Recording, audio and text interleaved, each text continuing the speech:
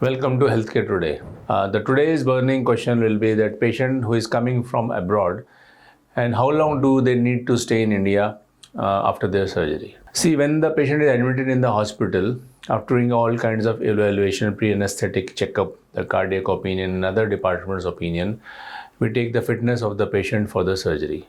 Once the patient is declared fit, we proceed for surgery. And because these days we are not doing the conventional knee replacement surgeries, we are doing robotic knee replacement surgery.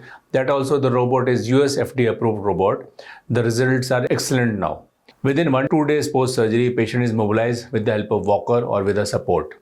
And within 4 to 5 days, patient is being discharged and he can fly back to his home country and get his further treatment, dressings and stitch removal done there itself.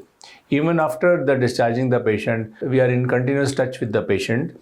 We can solve his problem online or via video consult, and we can tackle his normal day-to-day routine problems via video consultations. And patient get his full recovery within 15 to 20 days, and he is able to walk around, he is able to do his day-to-day activities even without support.